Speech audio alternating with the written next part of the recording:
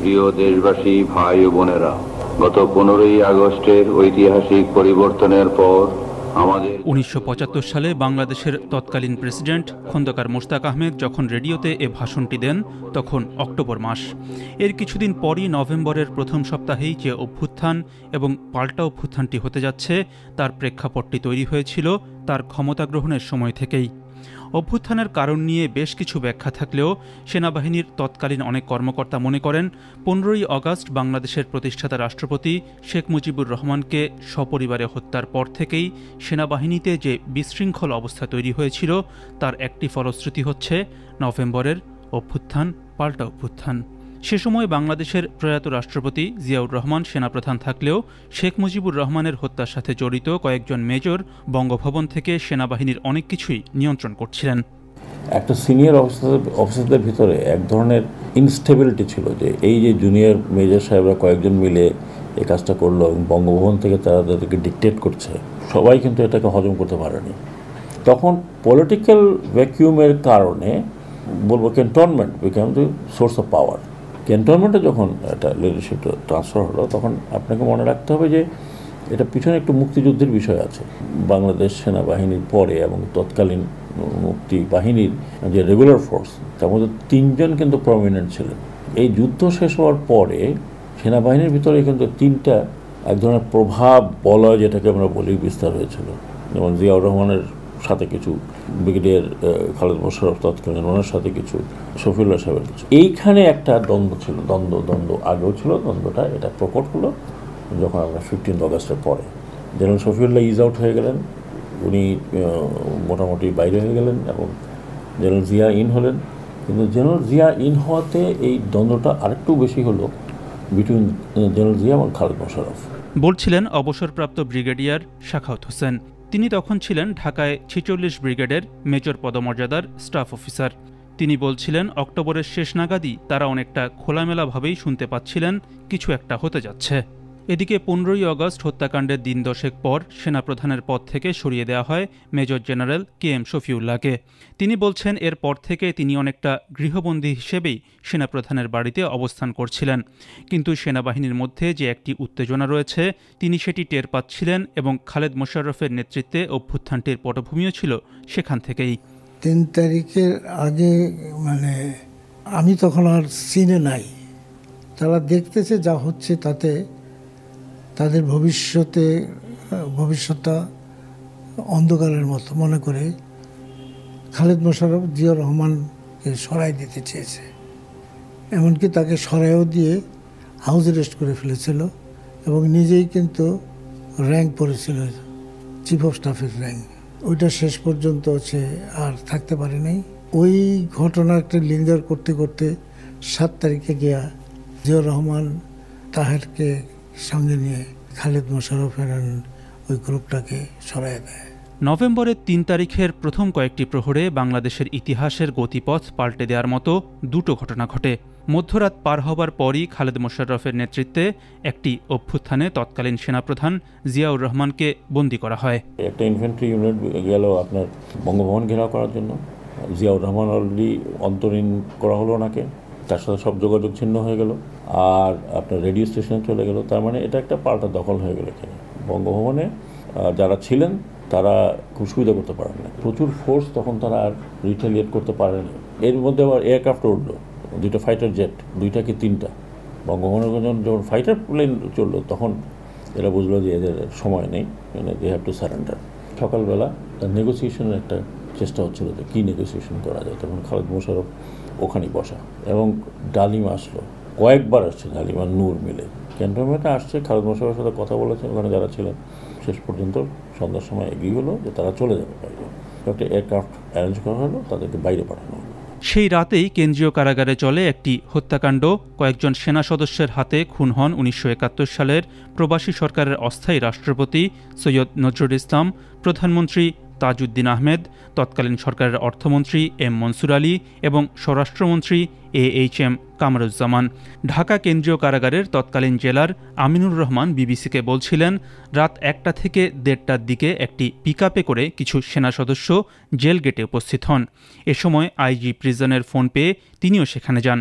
এর কিছুক্ষণ পর তার কার্যালয়ের টেলিফোনটি বেজে ওঠে।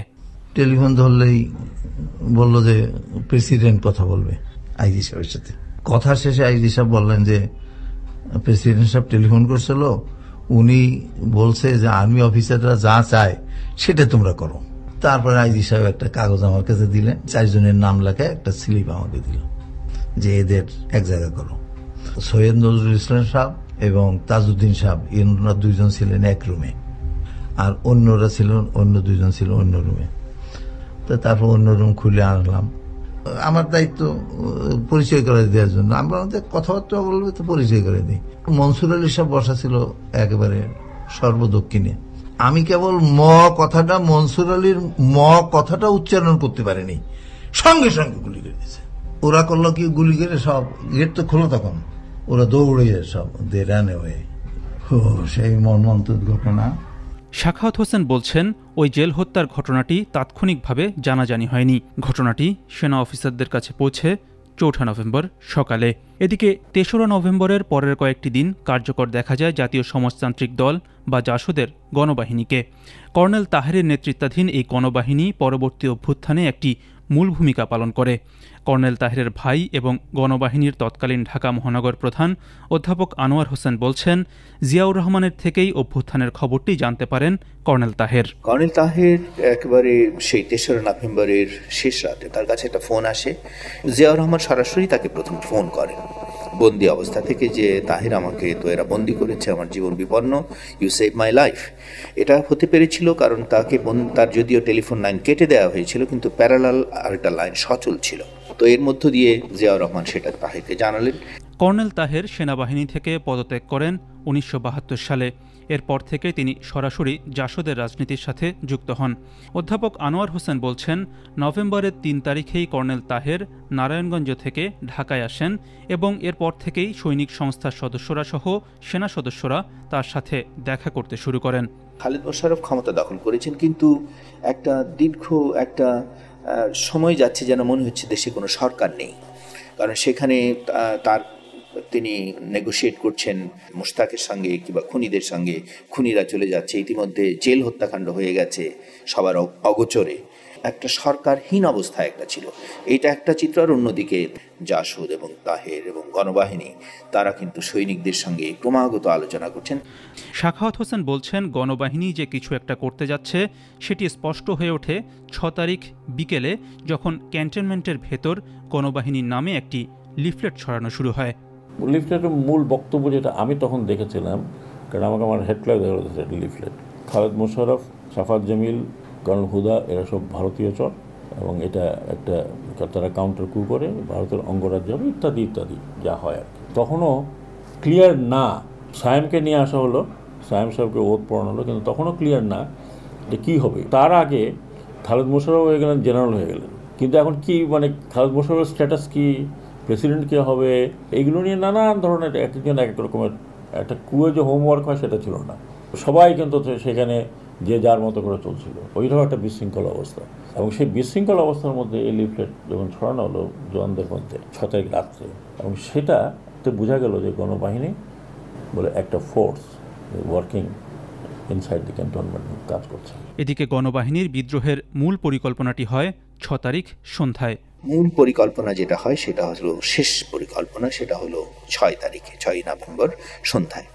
এবং সেটা তো আমার মনে আছে, একটা বিশাল একটা হল রুমের মধ্যে সেখানে অন্তত প্রায় 60-70 জন সেনা সদস্য আছেন, এবং সেখানে হাসানুল্লাহ কিনু তিনিও ছিলেন, কারণ তিনি গণবাহিনীর দ্বিতীয় অবস্থানেই ছিলেন তাহেরের পরে, আমি নিজেও ছিলাম।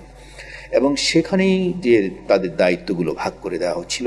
তবে একটা কথা বলে রাখি, সেটা হলো এই যে জাতীয় সমাজতান্ত্রিক দল কিন্তু চেয়েছিল যে যত একটু দেরি করা যায়, কারণ তারা একটু সময় দরকার ছিল, দেশে জরুরি অবস্থা ছিল সাংগঠনিক প্রস্তুতির জন্য, এবং সেই জন্য স্থির হয়েছিল 7 নভেম্বরে নয়, 9 নভেম্বরে অভ্যুত্থানটি হবে, এবং সেই জন্য একটা হরতালও ডাকা হলো। কিন্তু ইতিমধ্যে সেই ক্যান্টনমেন্টের অবস্থা আরও উত্তপ্ত হয়ে উঠল, এবং সেখানে তারা জানালো যে না, এটা আর রক্ষা করা যাচ্ছে না, বিদ্রোহ হয়ে যাবে, এবং এখন জাসদের কিংবা তাহেরের নেতৃত্ব দিতে হবে।